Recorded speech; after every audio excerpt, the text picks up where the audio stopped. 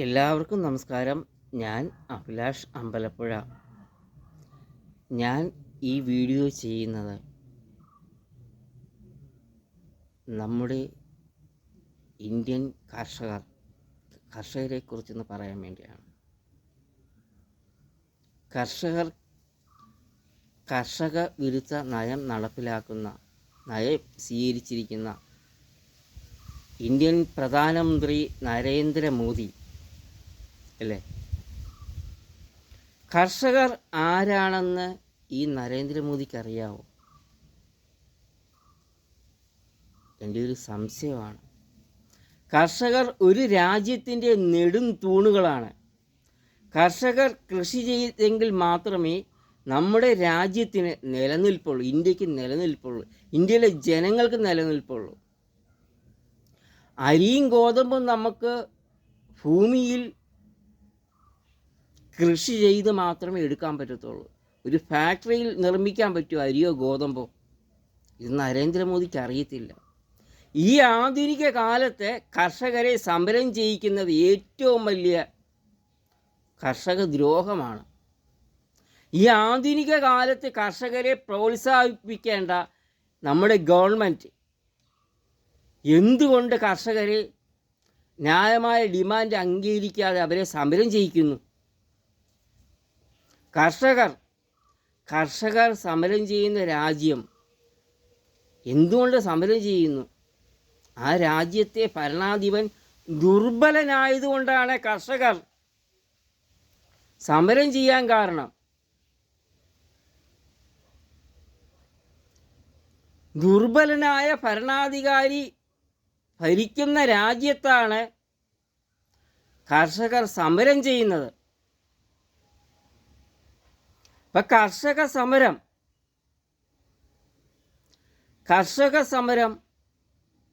കർഷകർ നിരന്തരം സമരം ചെയ്യുന്നത് മൂലം കർഷകരുടെ മനോവീര്യം ഇല്ലാതാകുമ്പോൾ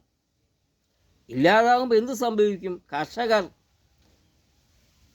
കൃഷി ഉപേക്ഷിക്കേണ്ട അവസ്ഥയിൽ വരും. കർഷകർ കൃഷി ഉപയോഗിച്ച ഇന്ത്യയിൽ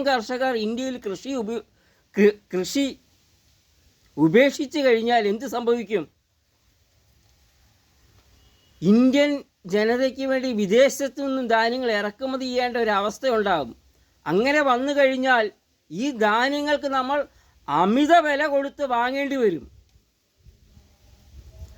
ഈ ആധുനിക കാലത്തെ കർഷകരെ കൃഷി ചെയ്യാൻ പ്രോത്സാഹിപ്പിക്കേണ്ട നമ്മുടെ ഗവൺമെൻറ്, നമ്മുടെ കേന്ദ്ര ഗവൺമെൻറ്, നമ്മുടെ ഇന്ത്യൻ പ്രധാനമന്ത്രി നരേന്ദ്രമോദി എന്താ ചെയ്യുന്നത്?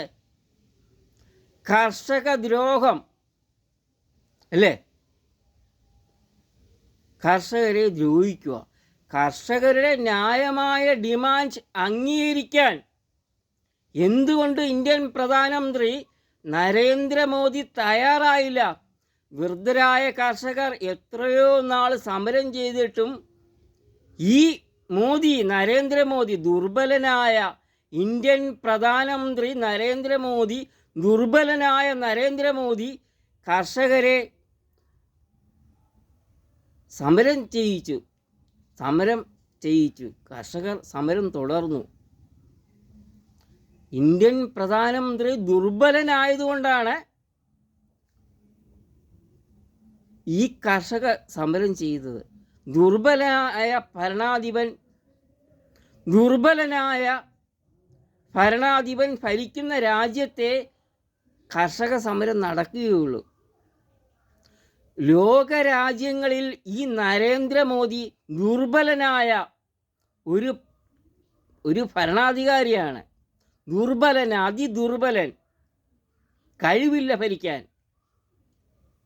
ദുർബലനായ ഒരു പഞ്ചായത്ത് മെമ്പറാകാൻ പോലും ഇന്ത്യൻ പ്രധാനമന്ത്രി നരേന്ദ്രമോദിക്ക് കഴിവില്ലെന്ന് കർഷകർ സമരം ചെയ്തത് മൂലം ഇന്ത്യയിലെ ജനങ്ങൾക്ക് മനസ്സിലായി.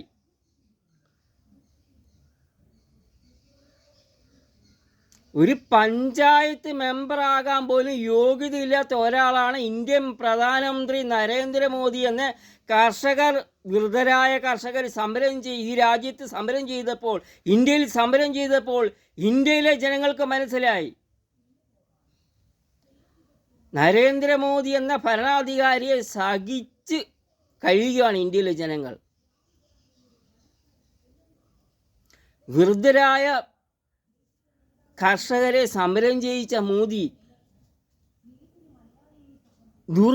അതിദുർബലനാണ്, കഴിവില്ല.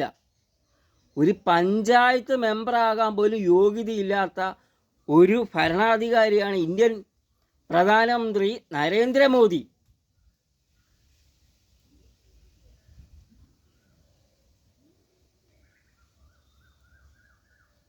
കർഷകർ ഒരു രാജ്യത്തിൻ്റെ, ഇന്ത്യയുടെ നെടും തൂണുകളാണ്. നമ്മുടെ ഈ കേരളത്തിൽ തന്നെ നമ്മൾ അന്യ സംസ്ഥാനത്ത് ആശ്രയിച്ചാണ് ധാന്യങ്ങൾ ഇവിടെ ഇറക്കുമതി ചെയ്യുന്നത്. ഈ അന്യ സംസ്ഥാനങ്ങളിൽ കർഷകർ കൃഷി നിർത്തിക്കഴിഞ്ഞ് എന്ത് സംഭവിക്കും? അത് കേരളത്തിലെ എല്ലാ ജനങ്ങൾക്കും അറിയാം സംഭവിക്കുന്നത് എന്താണ്. അപ്പോൾ കർഷകർ ഒരു രാജ്യത്തിൻ്റെ നെടും തൂണുകളാണ്.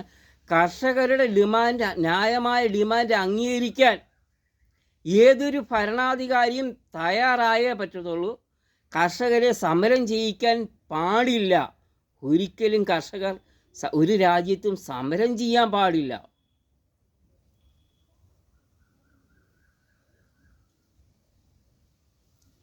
ഞാൻ ഇത്രേ പറയുന്നുള്ളൂ. എൻ്റെ വീഡിയോ ഇനിയും ഉണ്ടാവും. പിന്നെ ഒരിക്കൽ കൂടി നമസ്കാരം. പിന്നെ എന്തെങ്കിലും അഭിപ്രായം ഉണ്ടെങ്കിൽ കമൻസിൽ ഇടണം. ഒരിക്കൽ കൂടി നമസ്കാരം. ഞാൻ അഭിലാഷ് അമ്പലപ്പുഴ.